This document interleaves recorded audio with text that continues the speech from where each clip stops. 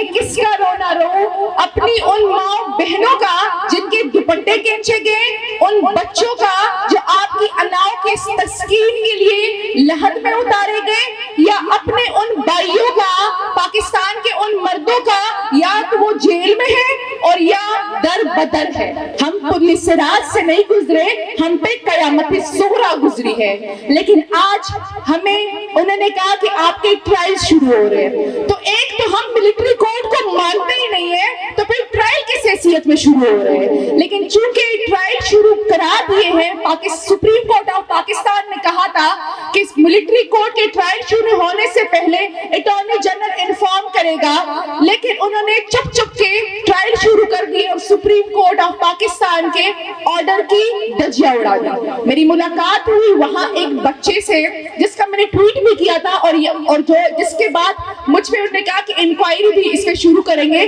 لیکن میں یہاں اعلان پھر سے وہ بات کرتی ہوں۔ وہ 17 سال کا بچہ تھا، اس نے مجھے کہا کہ وہ مردان کالج کے فرسٹ ایئر کا بچہ ہے۔ وہ جس دن 9 مئی کا واقعہ ہوا تو وہ مردان کالج کی چھٹی ہوئی تھی، وہ واپس آ رہا تھا تو پی آر سی کے سامنے احتجاج ہو رہا تھا، تو اس نے کہا تھا کہ وہاں پہ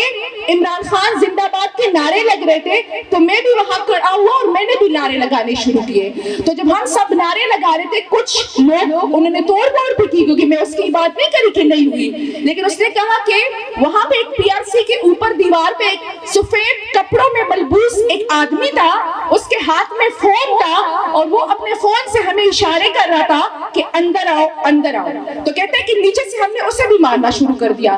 اس بچے کا کچھ بھی نہیں آیا ہے ویڈیو میں، اس بچے کا صرف یہ آیا ہے ویڈیو میں کہ وہ نیچے سے پتھر باہر سے پی آر سی کے باہر سے پتھر اٹھا کے مار رہا ہے، اور اس کو اس جرم کی پاداش میں ملٹری کورٹ ہینڈ اوور کر دیا گیا ہے۔ اس کے بچے کی ماں کو 2 مرتبہ ہارٹ اٹیک ہوا ہے، اس بچے کے فرسٹ ایئر کے ایگزامز میں سو گئے ہیں، اور آج وہ ملٹری کورٹ میں اس کا ٹرائل شروع کر دیا گیا ہے۔ آزو کے استاذ قاضی محمد انور صاحب، جو مجھے بیٹی بھی کہتے ہیں، معظم بٹ صاحب، علی زمان صاحب، مردان کے ندیم شاہ صاحب، اظہر رحیم صاحب،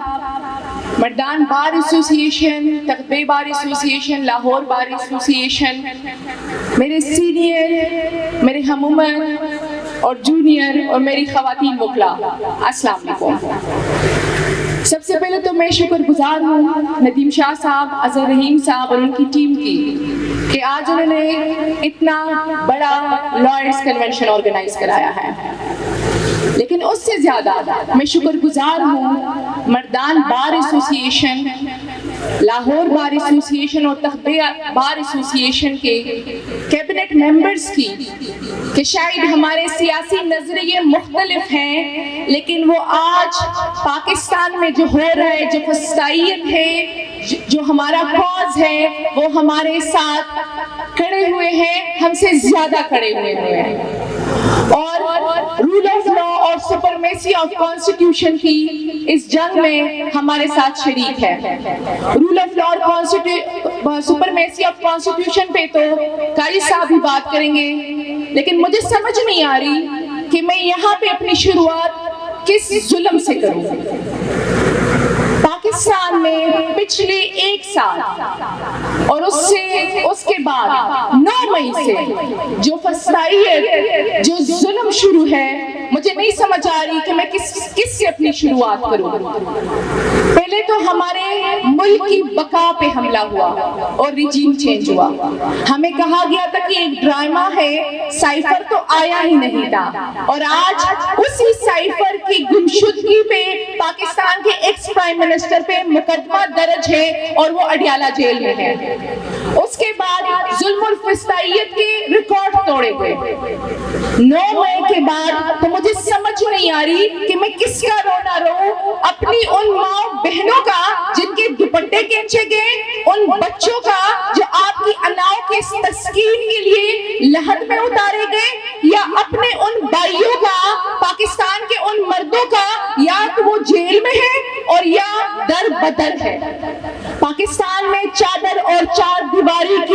کا تقدس پامال کیا گیا، ہمارے پختونوں کے روایات اور اقتدار کو توڑا گیا، اور وہ کیوں توڑا گیا؟ کچھ نامعلوم عناصر کی وجہ سے۔ اور اگر آج ہم یہاں پہ ہیں تو شکریہ میں نے بار ایسوسییشن کا اس لیے ادا کیا کہ یہ وکلا یونٹی ہے کہ نامعلوموں کے ہاتھ ہم تک، ہمارے کالے کوٹ تک نہیں پہنچ سکتے۔ وہ زیادہ سے زیادہ کیا کر لیتے ہیں؟ وہ انتظامیہ کو لے کر ہم پہ FIR درج کر لیتے ہیں۔ تو یہاں اس سٹیج پہ میں ان کو بتانا چاہتی ہوں کہ آپ کے ان جعلی FIRوں کی ہماری آنکھوں میں کوئی اہمیت ہی نہیں ہے۔ یہ جیل اور کورٹس ہمارے گھر ہے، اور یہ جو جعلی FIR آپ وکلا پہ درج کرانے کی کوشش کر رہے ہیں اور آپ سمجھ رہے ہیں کہ آپ وکلا کو ڈرا دیں گے، تو آپ کے ان FIRوں پہ عدالت میں لوگ پکوڑے کھاتے ہیں۔ تو آپ سمجھتے ہیں کہ ہم آپ سے ڈر جائیں گے؟ کوشش بھی مت کیجئے گا کہ آپ ہم کو ڈرا لیں گے۔ یہاں پہ بات کر رہی ہوں میں کیونکہ میں مردان آئی ہوں، اور مردان میں آپ نے 9 مئی سے دیکھا کہ پورے خیبر پختونخوا کی روایات اور اقتدار کو توڑا گیا۔ تو یہ صرف 1-2 دن کی بات نہیں ہے، جس طرح علی زمان صاحب نے بتایا کہ آپ نے پختونوں سے دشمنی مول لی ہے، اور آپ نے جس کے بھی گھر کی چار اور چاردیواری پامال کی ہے، وہ آپ سے کبھی نہ کبھی بدلہ ضرور لے گا۔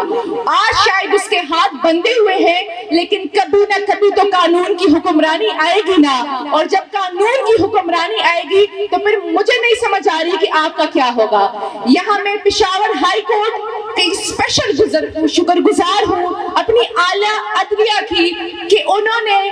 خیبر پختونخوا کی حد تک رول آف لا کی رٹ قائم کر دی ہے، اور آہستہ آہستہ حالات نارمل ہو رہے ہیں۔ لیکن چونکہ آپ کو پتا ہے کہ 9 مئی کے بعد ایک پورا سسٹم ڈیولپ ہوا، اور ہمارے لوگ ملٹری کو ہینڈ اوور ہوئے، سیویلینز ملٹری کو ہینڈ اوور ہوئے۔ یہاں پہ میں صرف اس کی بات کرنا چاہتی ہوں، مردان کے 7 لوگ ملٹری کو ہینڈ اوور ہوئے تھے، اور میں خود شاہ فیصل عثمان خیل صاحب اور ریاض پنڈا خیل صاحب سمیت ان کو ملنے ملٹری کورٹ گئی تھی۔ میری ان 7 میں سے 6 لوگوں سے ملاقات ہوئی۔ مجھے وہاں پہ ایک بندے نے بتایا کہ مردان کے 3 پولیس آفیشلز نے جنہوں نے نام بتائے تھے کہ ایک DSP صاحب، ایک SHO صاحب اور ایک کوئی ASI صاحب تھے، انہوں نے صدر کینٹ کا تانا ہے آپ کا، انہوں نے کہا کہ انہوں نے اتنا مارا ہے ہمیں، اتنا تشدد کیا ہے کہ اس بندے کے کان کے پردے جو ہے نا انہوں نے ریپچر کر دیے تھے۔ اتنا مارا تھا کہ ان کے جو وہ مجھے بتا نہیں سکتے تھے کہ ان کے جسم پہ کہاں کہاں زخم ہے،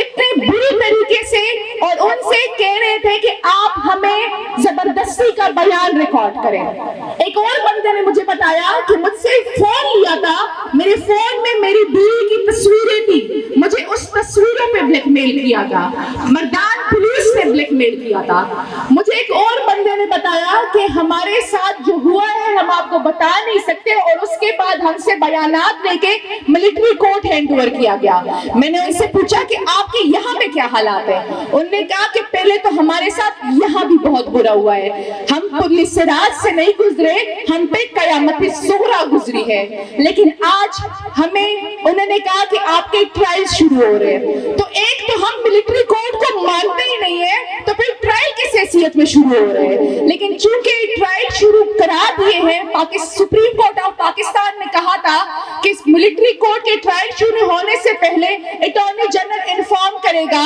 لیکن انہوں نے چپ چپ کے ٹرائل شروع کر دیے اور سپریم کورٹ آف پاکستان کے آرڈر کی دھجیاں اڑا دی۔ میری ملاقات ہوئی وہاں ایک بچے سے جس کا میں نے ٹویٹ بھی کیا تھا، اور جو جس کے بعد مجھ پہ انہوں نے کہا کہ انکوائری بھی اس پہ شروع کریں گے، لیکن میں یہاں علی اعلان پھر سے وہ بات کرتی ہوں۔ وہ 17 سال کا بچہ تھا، اس نے مجھے کہا کہ وہ مردان کالج کے فرسٹ ایئر کا بچہ ہے۔ وہ جس دن 9 مئی کا واقعہ ہوا تو وہ مردان کالج کی چھٹی ہوئی تھی، وہ واپس آ رہا تھا تو PRC کے سامنے احتجاج ہو رہا تھا، تو اس نے کہا تھا کہ وہاں پہ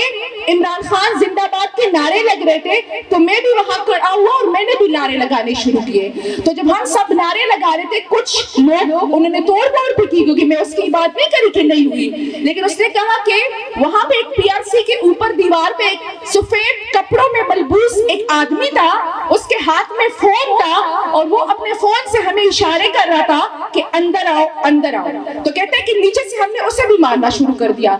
उस बच्चे का कुछ भी नहीं आया है वीडियो में, उस बच्चे का सिर्फ ये आया है वीडियो में कि वो नीचे से पत्थर बाहर से पीआरसी के बाहर से पत्थर उठा के मार रहा है और उसको उस जुर्म की पादाश में मिलिट्री कोर्ट हैंड ओवर कर दिया गया है। उसके बच्चे की माँ को 2 मरतबा हार्ट अटैक हुआ है, उस बच्चे के फर्स्ट ईयर के एग्जाम्स में सो गए हैं और आज वो मिलिट्री कोर्ट में उसका ट्रायल शुरू कर दिया गया है। उसमें 2